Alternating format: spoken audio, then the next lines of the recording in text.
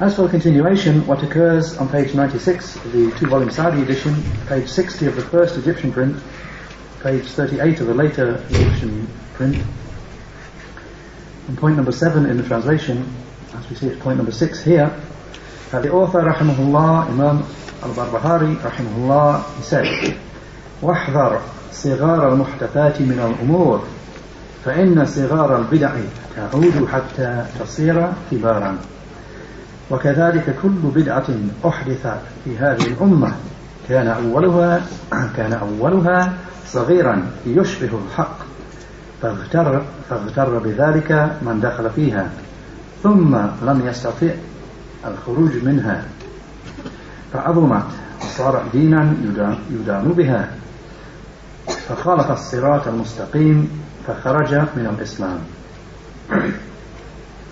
The saying of the author, Shaykh Imam al-Barbahari, rahimahullah, he said, beware of small matters that have been newly introduced, because small innovations grow until they become large. This is what happened with every innovation introduced into this nation. Initially it was something small, having resemblance to the truth. So those who entered into it were misled by this. Then they were unable to depart from it.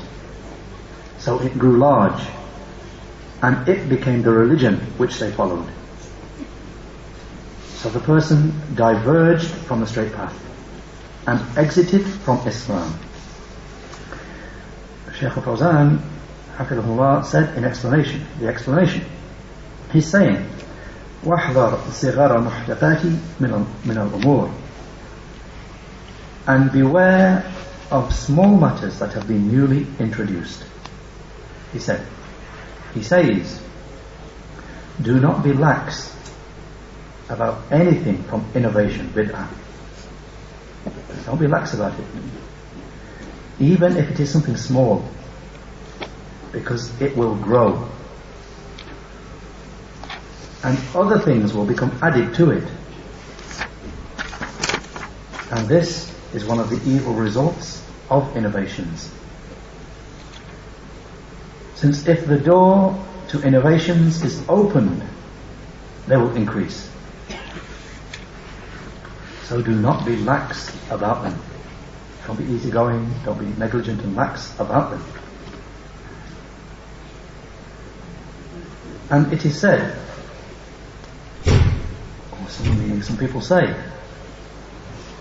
this is a small innovation, it will not harm. She said, innovation is actually like a burning piece of coal. Even if it is small, then the fire will grow until it burns down the whole house, or the shop, or indeed the whole town. So that is how innovation, even if it's a small innovation, like a burning piece of coal. You leave it there on the carpet, it might be only small to start with, but it will carry on burning and burning till it burns down the whole house, or the shop, or even the whole village, the whole town, the whole city. Then he quotes the line of poetry, وَمُؤْذَمُ النَّارِ مِنْ مُسْتَصْغَرِ الشَّرَرِ, and most fires come about on account of sparks which are thought little of. Most fires that you hear about, as soon as a place burnt down, what did it start? Electrical fault or something, a little spark, small spark. That was the start of it. So, and to repeat the line of poetry, and most fires come about on account of sparks which are thought little of, which are treated lightly. Shaykh said, so one should not be careless about them.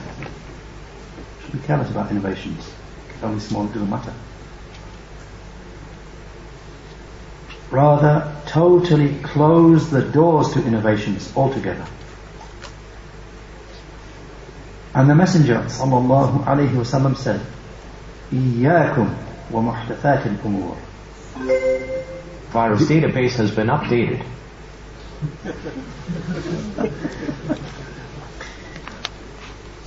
Beware of newly introduced affairs. In a footnote they mention, beware of newly introduced affairs. This narration has preceded. And we had before that this is reported by Imam Ahmad and Abu Dawood and at-Tirmidhi and Ibn Majah from the famous hadith of Irbad ibn Sariyah radiallahu anhu. The hadith declared sahih, authentic by Shaykh Fawzan. Famous hadith that has preceded a number of times and will come again inshaAllah. A well-known and long hadith. We had it a few pages, just 2 or 3 pages before. Where Allah's Messenger sallallahu alaihi wasallam said, I counsel you. When Allah's Messenger sallallahu alaihi wasallam gave an advice, as if it was a final advice, he said, I counsel you to have taqwa of Allah, fear and be dutiful to Allah, and to hear and obey, to the end of the hadith. And part of it is this phrase here. إِيَّاكُمْ وَمُحْدَثَاتِ الْأُمُورِ. Beware of newly introduced affairs. Shaykh Fawzan said, this word إِيَّاكُمْ is a tahdhir, is a warning against newly introduced innovations. Mutlaqan, absolutely, without restriction. Warning against them, without unrestricted warning against them. Whether they be small newly introduced affairs or large newly introduced affairs, the Messenger sallallahu alaihi wasallam did not make any exception with regard to innovations. So his prohibition is general, referring to all innovations. And he said, وَشَرَّ الْأُمُورِ مُحْدَثَاتُهَا. And he said in the same narration, or rather in a different narration, and the worst of affairs are the newly introduced affairs, and the worst of affairs are the newly introduced matters. In a footnote they mention, checking of this has proceeded as a hadith of Jabir radiallahu anhu. And we had before that this hadith is reported by An-Nasa'i and by Ibn Khuzaymah, and it was declared sahih by Shaykh Fawzan. Allah's Messenger sallallahu alaihi wasallam, when he gave the khutbah, an address, he used to say, and they report the wording, and it contains this wording, وَشَرَّ الْأُمُورِ مُحْدَثَاتُهَا. And the worst of affairs are those that are newly introduced. Then Shaykh Fawzan said, he's saying, continuing with the saying of the author, he's saying, وَكَذَلِكَ كُلُّ بِدْعَةٍ أُحْدِثَتْ فِي هَذِهِ الْأُمَّةِ كان أولها صغيرا يشبه الحق فاغتر بذلك من دخل فيها ثم لم يستطيع الخروج منها. And likewise, every innovation that was introduced into this nation, it was something small initially, having resemblance to the truth. So those who entered into it were fooled by that. Then that person was not able to depart from it. Shaykh Fawzan said, Al-Fitan, tribulations, when they first occurred in this nation, the troubles and trials and tribulations, when they first occurred in this nation, they occurred on account of being lax with the people of corruption, letting the people of corruption get away with their corruption. These fitan, tribulations, occurred on account of being lax, being easygoing with the people who caused corruption, until they spread corruption upon the earth. And they brainwashed the youth and the common people. And they filled the earth with evil, to the extent that fitan, great tribulations occurred in Islam and between the Muslims, as is well known. Obviously, the Shaykh referring to the time of Uthman radiallahu anhu and what followed that time, and then onwards. The Shaykh said all of this was on account of overlooking the people of evil and leaving them alone until the affair became very serious. So therefore, firm resolve must be shown, and the door to this affair must be closed, must be blocked. And nothing will safeguard against innovations after Allah, the Majestic and Most High, except for al-ilm al-nafi'. Nothing will safeguard a person against innovation after Allah, the Majestic and Most High, except for beneficial knowledge. As for the person who does not have ilm knowledge, then he will be just swept away with the innovations, and he will think that they are something fine because he does not understand innovations. So nothing will save a person from innovations except for that which the Messenger sallallahu alaihi wasallam commanded with in his saying, فَعَلَيْكُمْ بِسُنَّتِي وَسُنَّةِ الْخُلَفَاءِ الرَّاشِدِينَ الْمَهْدِيِّينَ. Part of the same hadith, the same famous hadith about Irbad ibn Sariyah. But when Messenger sallallahu alaihi wasallam, and in the footnote they mentioned, it's already preceded, the hadith of Allah's Messenger sallallahu alaihi wasallam said, so adhere to my sunnah and the sunnah of the rightly guided orthodox khulafa, caliphs. This, the Shaykh said, is what will safeguard from innovations. Adhere to my sunnah and the sunnah of the rightly guided khulafa. Then the Shaykh said, and this requires ta'allum, learning, and tafaqquh fi din Allah, and acquiring knowledge and understanding of the religion of Allah. And therefore the Salaf, the predecessors, were the people who had the greatest knowledge and understanding of the religion from this nation. And they took the greatest precaution against innovations. And they were foremost in warning against innovations because of the fact that they knew what they lead to. They knew what innovations lead to. And the Shaykh said, al-fitan, trials and tribulations, when they start to blaze, then they come upon whatever is dry and fresh. And trials and tribulations, when they hit, they hit everything. They don't choose what to strike and what not to strike. They strike everything.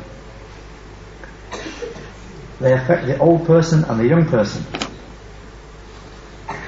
They come upon the scholar and they come upon the scholars and others besides them. They come upon the whole of the people. Fitan, tribulations. And they, the people, are not able to escape from them. And if they do manage to escape from them, then their families and their children do not escape from them, and those who are round about them. However, stopping them as soon as they begin is easy. Trials, tribulations and the like, to stop them when they first appear, when they first start, that is easy. But as for stopping them after they have grown large and become serious, then that is difficult. So therefore it is obligatory to have firm resolve with regard to them and not to be lax about them. And when the Salaf in the most excellent generations, or they said, and the Salaf in the most excellent generations, they used to block innovations and they would not permit anything from them. So the most excellent generations were the purest generations of this nation, and therefore Allah's Messenger sallallahu alaihi wasallam praised them in his saying, خيركم قرني ثم الذين يلونهم ثم الذين يلونهم. Allah's Messenger sallallahu alaihi wasallam said about those most excellent generations of this nation, the best of you is my generation, then those who come after them, then those who come after them. In a footnote they mentioned this hadith is reported by Al-Bukhari in his Sahih, and also by Muslim, as a hadith of Imran ibn al-Husayn radiyallahu anhu. It's got the hadith reference here in Bukhari as hadith 3450, and in Muslim as hadith 2535. Wallahu a'lam, if that's correct or not, that's what they give me. Then Shaykh Fawzan said, speaking again about these most excellent generations, he said, because they had not used to be lax with innovations, rather they used to block them, they used to blockade them.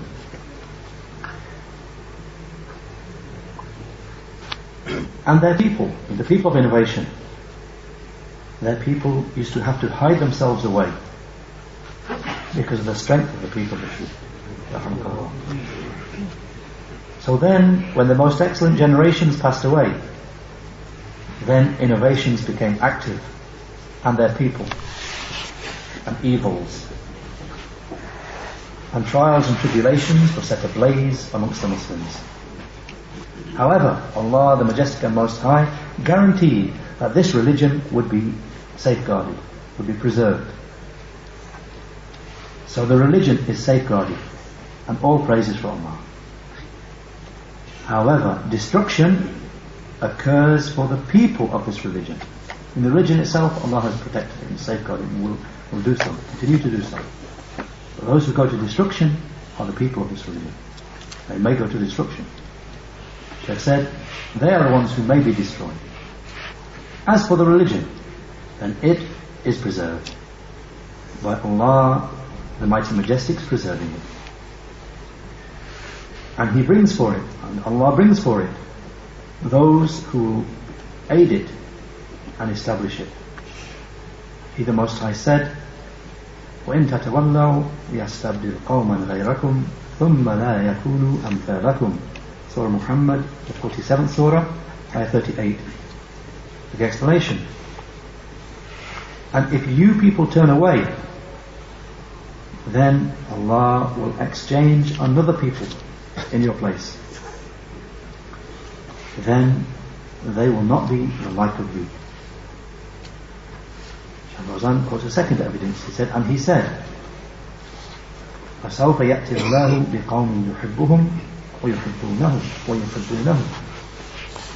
Surah Al-Ma'idah, the 5th Surah, Ayah 54. For the explanation, then Allah will soon bring a people whom He loves and who love Him. Shaykh Fawzan said, so Allah will not let His religion become lost. However, we are the people who may become lost. The religion itself will not become lost. However, the people who are upon the religion may become lost. If they don't adhere and don't take care. Says, however, we are the ones who could become lost if we lose our religion. If that happens, that's when we become lost. If we lose our religion. And if we give assistance to the people of innovation and to the people who newly introduce affairs, and we become lax with them, then if that happens, then we will become lost. And perhaps trials and tribulations and fighting and the shedding of blood will occur on account of that. And we would not be able to free ourselves from that.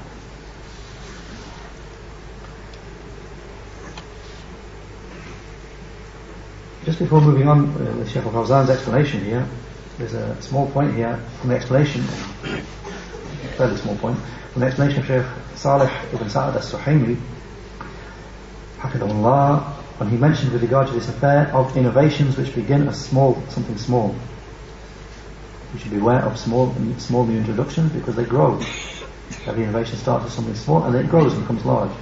Shaykh as-Suhaimi, the teacher present in Medina, Hafidhullah, he said, in the story of Abdullah ibn Mas'ud, along with the people of the circles, the famous hadith quoted by Darimi and others, where Abdullah ibn Mas'ud criticized some people who used to sit in the mosque. We will see from what's said here. They sat in the circles, someone in charge of them, counting upon stones, and somebody was telling them, say Subhanallah this many times, say La ilaha illallah this many times. So Mas'ud criticized them for what they were doing. So the Shaykh is referring to that incident there, and he said, in the story of Abdullah ibn Mas'ud, along with the companions of these circles, who gathered in circles in Basra, the Shaykh said. When Abu Musa al-Ash'ari came to him and informed him that there were some people gathering in different circles. So in the beginning, all they were doing was gathering in circles and repeating words of dhikr. The Shaykh said, it is possible to say that this is from the smaller innovations. What they were doing here initially. It's possible to say it was from the smaller innovations.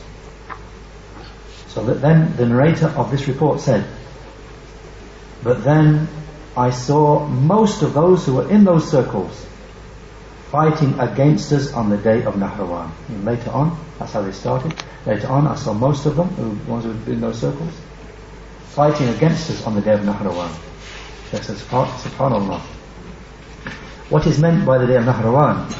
Which is the day when Ali radiallahu anhu fought against the Khawarij. So those people of the circles, what did they begin with? They began with a small innovation. It would not be counted as something major, without a doubt. However, they were just gathering in circles, or rather they're gathering in circles. And the manner in which they were doing the dhikr, this is the way in which it was an innovation. So tasbih, saying Subhanallah, and tahleel, saying La ilaha illallah, is not an evil act, rather it is something legislated. So what was it that Ibn Mas'ud was criticizing from them? It was the manner in which they were doing dhikr, remembrance.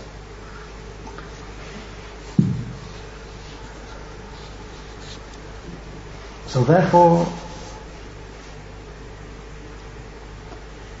afterwards, when the major innovation occurred, and that's how they started off, with a smaller innovation, just remembering Allah in this innovative manner, in these circles. And then when the major innovation appeared, the innovation of the Khawarij, those people went with who? They went along with the Khawarij. When the Khawarij rebelled against Ali radiallahu anhu, these people in the circles, the small innovation, who did they go with? They went along with the Khawarij. Shaykh said, so therefore the narrator of this report said, so I saw most of the people of those circles fighting against us, meaning the people who were with Ali radiallahu anhu, fighting against us on the day of Nahrawan. So see, this is a witness that emphasizes for us what the author rahimahullah is saying. That innovation, if it is taken lightly, people justifying it, it will continue until it becomes something major. And until maybe it will lead the person to exiting from the religion, shooting out from the religion. And the best example of that is the Khawarij and the extreme Rafida Shia and the Batiniyya and the ones who follow their path. So, that's the end of the quote here. Side point from Shaykh Fawzan, emphasizing this point that innovations begin small and they grow and become large and serious. So back to what Shaykh Fawzan said, Hafidhullah, continued with the next phrase from Imam al-Barbahari.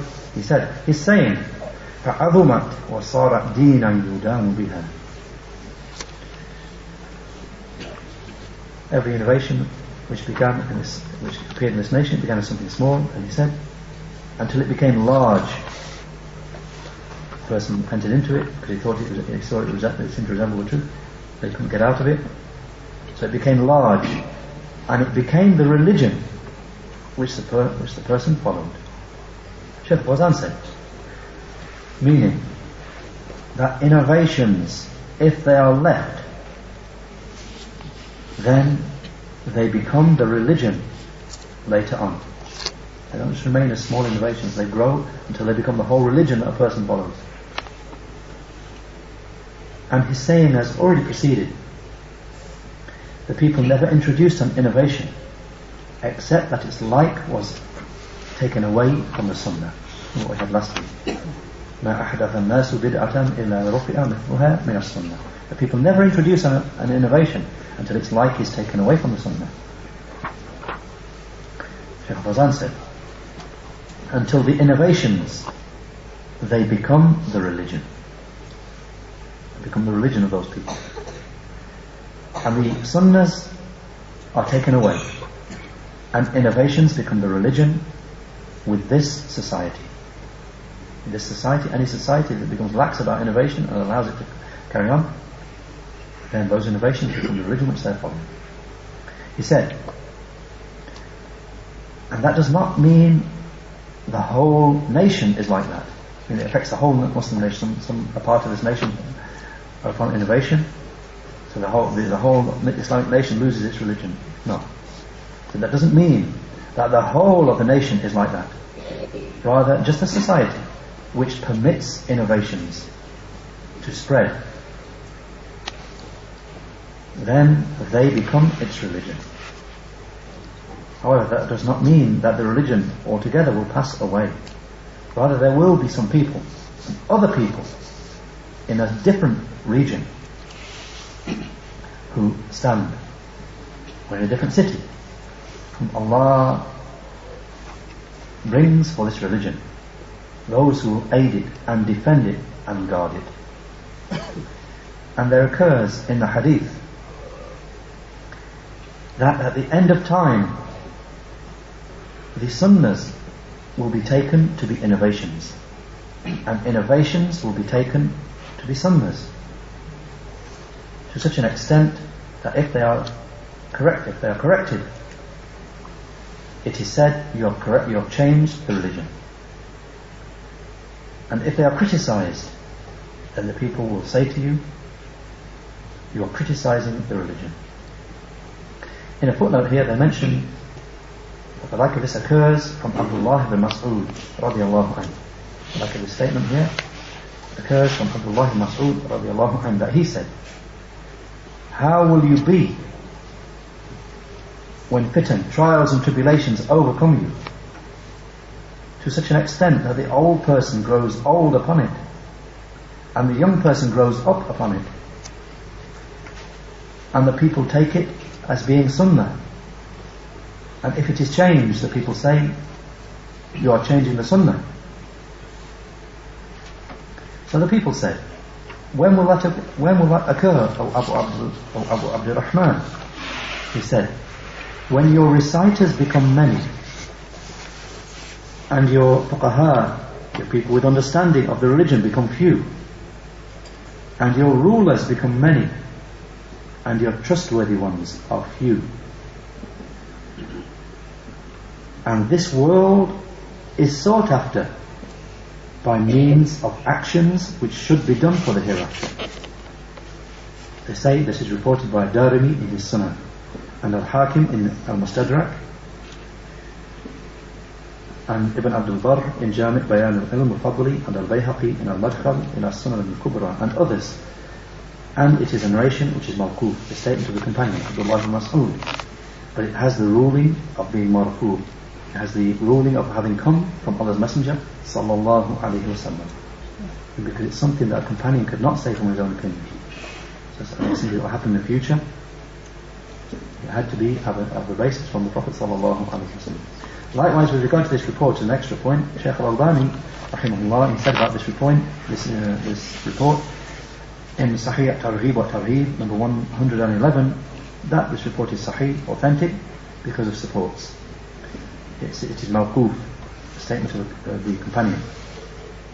And in his book Tahrim Alat al-Tarb, this book where he mentions the forbiddance of musical instruments, page 16, Shaykh Albani said about this report, it is mawquf, it's a statement of the companion, but it has the ruling of coming from the Messenger sallallahu alaihi wasallam, because it is a matter from the ghaib, a matter relating to the unseen, a matter of the future, which cannot be arrived at through opinion, especially when all that was predicted in it has occurred.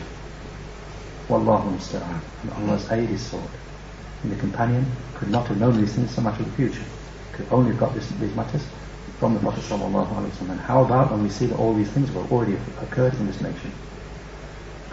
Then Shaykh Fawzan said, finishing off with the final statement of Imam al-Barbahari in this section, he's saying, فَخَالَفَ الصِّرَاطَ الْمُسْتَقِيمِ فَخَرَجَ مِنَ الْإِسْلَامِ. So the person diverged from the straight path and exited from Islam.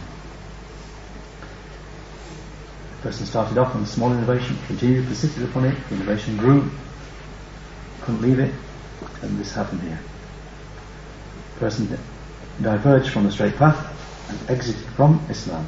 Shaykh Fawzan said, meaning that the person of innovation,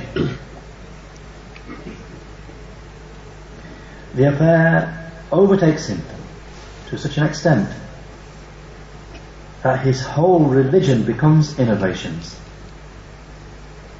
and he departs from Islam, since nothing remains from his religion, from the Sunnahs. Nothing from the matters of Sunnah will remain in his religion. His whole religion is just innovations. Allah, let's go to save us from that. And just that's where Shaykh Fawzan ends explanation of this point. Just as a final small point from again Shaykh Salih as-Suhaimi, Hafidhullah, he said in explanation of this point, this does not mean that every innovation is mukaffira, takes a person outside the fold of Islam. You shouldn't understand that from the speech of Imam al-Barbahari here, that anyone who enters into innovation, he leaves Islam. Sooner or later he definitely leaves Islam. A person upon innovation is outside Islam. No. Shaykh Suhaimi said, this does not mean that every innovation takes a person outside Islam. Rather, what he meant was that there are some innovations which cause a person to reach the level of kufr, disbelief. And an example of that is the innovation of the Batiniyya. The Batiniyya, those who say that all the commands of Islam have an outward aspect, the prayer and the fasting and all that. That's just that the common people do what's well known on fasting and what well known what's prayer, but there is an inner meaning for the hidden, for the special elite and the like of that. So there is everything has an inner aspect that the elite follow, and the common people, the common rabble, they just follow they just pray and fast and do the outward things. So he said, like the innovation of the Batiniyya and the extreme Sufis, those who believe that commands and prohibitions fall away from them. They're no longer bound by Islamic commands and prohibitions. And they make lawful that which Allah has forbidden. And they declare forbidden that which Allah has made lawful. And they worship individuals and cling and devote themselves to them besides Allah. And they believe that they are infallible, or they believe that they know the ghaib, the hidden and the unseen, or the like of that. These are from the innovations which reach the level of exiting from the religion and of the refuge's soul. Alhamdulillah, sallallahu alayhi wa sallam.